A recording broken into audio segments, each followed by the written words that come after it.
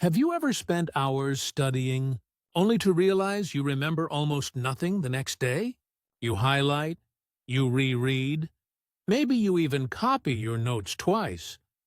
But when it's time to recall something, your mind just goes blank. It's a familiar frustration. You're working hard but not moving forward. You're doing more but learning less.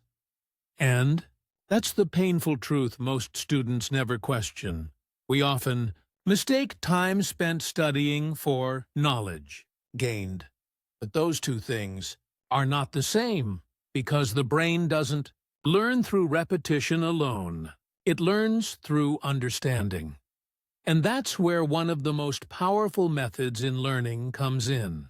A simple technique created by one of the greatest physicists in history, Richard Feynman.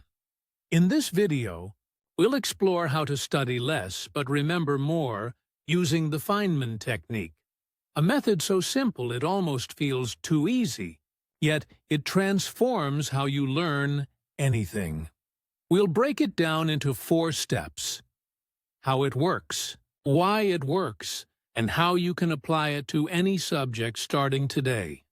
By the end, you'll know exactly how to turn confusion into clarity, how to make information stick, and how to study in a way that actually feels lighter, not heavier. Let's start with the foundation. The Feynman technique begins with a single rule. Choose one topic and explain it as if you're teaching it to someone else. It sounds simple, but this first step is where most people skip too quickly. When we read, our brain often tricks us into thinking we understand something just because we've seen it before. But try explaining that same idea out loud, and suddenly you realize where your understanding stops. Maybe you're studying photosynthesis. You can repeat the terms chlorophyll, carbon dioxide, glucose. But can you explain why plants need sunlight in plain language? If you struggle, that's your signal. That's the gap between knowing a word and understanding a concept. This step forces you to define the topic clearly, because teaching demands clarity. You can't explain what you don't understand. I remember doing this with economics once. I thought I knew what inflation meant, but when I tried to explain it without using the textbook words, I stumbled. I couldn't connect the dots. That discomfort? That's gold. It's the doorway to real learning. So, step 1. Choose the topic. Write it at the top of your page, and commit to explaining it as if you're talking to a 12-year-old. Now that you've chosen your concept, pretend you're the teacher. Grab a sheet of paper and write down your explanation in your own words. Don't copy the book. Don't use complicated language. Just write it the way you'd tell it to a friend who has never heard it before. This is where the Feynman technique gets magical. When you write or speak in simple terms, your brain works harder to connect ideas in a logical way. And that mental effort, that act of simplifying, is what creates understanding. It's not about sounding smart. It's about being clear. For example, imagine you're explaining gravity. You could say, gravity is the force of attraction between two masses. But that's memorization. Now try this instead. Gravity is what keeps you on the ground, and it's also what pulls the moon around the Earth. See the difference?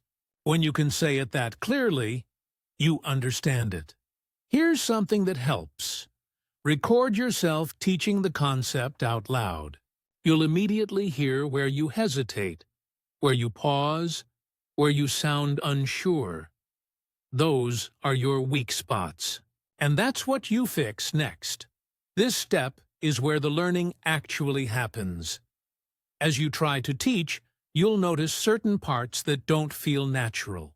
Maybe you skip over a detail, or maybe you realize you can't connect two ideas smoothly. That's not failure. That's feedback. Those gaps are your best teacher. They reveal what you don't fully understand yet. So instead of rereading everything again, go back only to those unclear areas. Check your notes, look up examples, and fill the gap with true comprehension. Feynman used to do this constantly.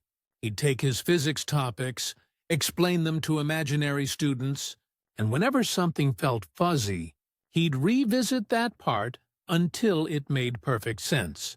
This step turns learning into a loop. Explain, find the gap, clarify, explain again. It's active, not passive, and that's why it works. Most students skip this because it feels slow, but ironically, this slow method saves you hours later. Because you're not memorizing, you're internalizing.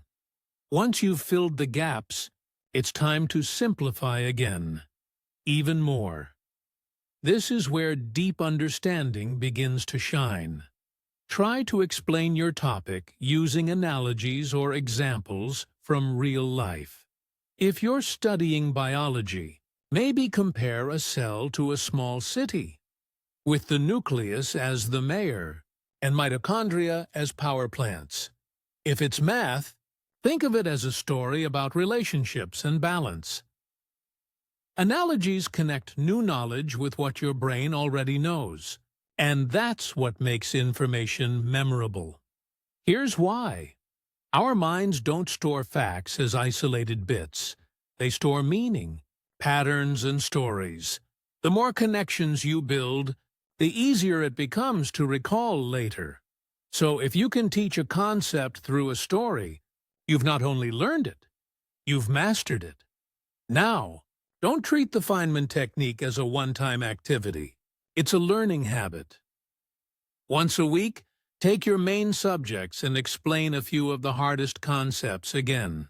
You can do this alone or with a study partner. You'll notice something fascinating. Each time you explain it, your words become cleaner, your sentences shorter, your logic sharper. And the more you simplify, the longer it stays with you. It's the opposite of cramming, because true learning doesn't fade overnight. Feynman was known as the great explainer for a reason. Not because he knew everything, but because he could make complex ideas sound simple. He believed that if you can't explain something clearly, you don't understand it well enough yet.